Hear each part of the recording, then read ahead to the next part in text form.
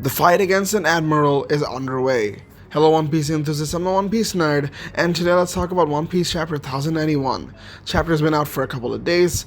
I needed some time because I was a little busy. I'm back. Let's talk about One Piece. So, where do we begin? We begin with it's all expected. Sentomaru was not supposed to last against Kizaru ever, and I mean ever. So, with that being said, Sentomaru did put up a good fight, and Oda is such a genius writer that he made me literally care about Sentomaru in a matter of 2-3 chapters. The amount of screen time we got for Sentomaru isn't much, if you think about it. We've been getting stuff about him for, about like halfway through Egghead Island. But when it comes to the panels and when it comes to the amount of information we've gotten, it's not much. And if it takes this only little bit for me to care about Sentomaru, imagine what would happen if Oda were to flesh out Kizaru right now. Because the way it seems is that, maybe we are going to see Kizaru being fleshed out now. We've seen so much of him. We're now seeing how his justice actually works. We've seen it beforehand with Akainu, with Aokiji, with Fujitara, with Green Bull.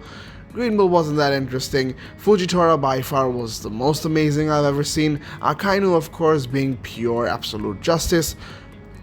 Kizaru Aokiji being, I don't really know. He has his own sense of justice, and now he's deciding for himself of what's wrong and what's right. And now we get to see Kizaru. Kizaru is simply being we gotta do what the world government says. Even if I don't want to, I don't really have a choice because I'm bounded by the law of the world government. And that, I believe, is very interesting, because if this character is to be kept until the end of story, and if the world government does collapse, imagine what Kizaru would go through. He would actually be on the side of Luffy and the Alliance if he does realize that this won't be absolute this won't be absolute anymore. He does believe that. Now, we have yet to figure out why he believes that the world government is the ones that will make justice, will carry out justice, and they're the ones that I don't really know what brought this up for him. We don't know the same for Akainu as well, but from Akainu we can guess. Maybe he's had a hard life. We've seen Akainu in his kid state. I feel like he was in a lawless land, sort of like I think it was Whitebeard, maybe like Whitebeard, or was it Kaido? I cannot remember for the life of me. But someone was there who it was Fujitara who kept saying evil and evil and evil, and he basically blinded himself. With Akainu, it's sort of the same deal. He's probably lived in areas where it was lawless, it wasn't ever protected, and he always saw the perspective of pirates are always bad, and the world government are the ones that protect us from pirates, so they're the ones that are good. So for Kizaru, I think it could be a similar story, but a lot more complex, because for Kizaru, he does.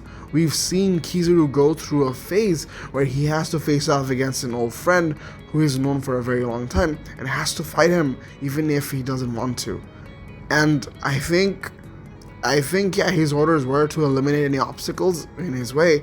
I don't believe he's killed Sentomaru yet. So we see that human side of Kizaru, and I think we're gonna see a lot more if this keeps up.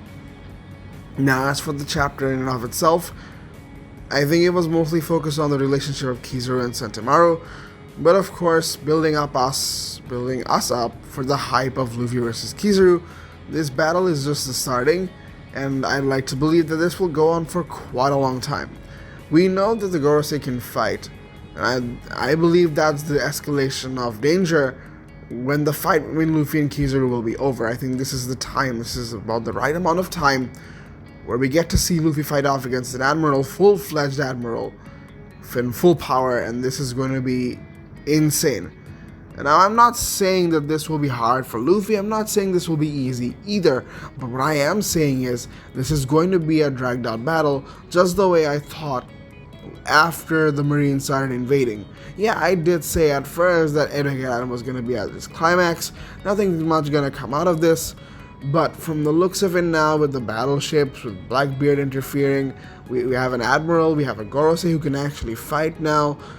this is not going to be an easy battle. I think this is going to take a long time before we move on from Egghead to Elbaf, and this is going to be a tremendous growth for the Straw Hats as well. This is not just going to be, ooh, new island, exploration, new character, interesting lore drop, the Straw Hats fight some small enemy or whatever and we leave. No, this is going to be pretty big. This is definitely going to be big. Expect a lot of things to happen. And now as for the chapter in and of itself, of course Luchi, being the government dog that he is, even after all of this, where the world government was ready to sacrifice him, he will still fight for the world government. And even though I believe that he needs change, it's time for him to change, it's time for him to realize that no, it's not worth it being a part of the world government or listening to everything they say. I feel like he's gone through a tremendous amount of thinking before he decided on this route. I think we can get into a minor explanation detail on a video later on with Luchi. Lots of things to talk about even though it's a break, but we can flesh out on it even more later on. Kaku, on the other hand, very interesting. He had no idea what Luchi was about to do. Kaku, I believe at this point, that yeah, I think he might just have a change of heart. But after everything he's seen thus far, and he is a lot more human than Luchi is, by the way.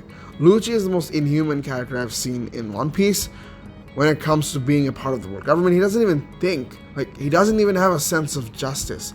That's how the CP agents are built. And Luchi is the pinnacle of what a CP agent could be. Kaku is more on the human side. He shows more emotions. He is a little bit more human.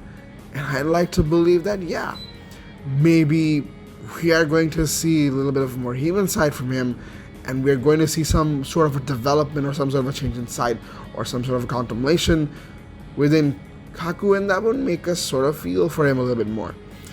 And as for the rest of the chapter, they're trying to escape, but I don't think this is possible. As much as we like to think that the other side is clear, things are going to get pretty bad. I have a gut feeling that things are going to be pretty bad.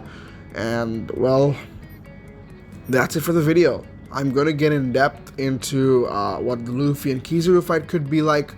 Also get into a little bit of Luchi's mind, because I don't think I've made a dedicated video towards Luchi at all. And I feel like this is the perfect time.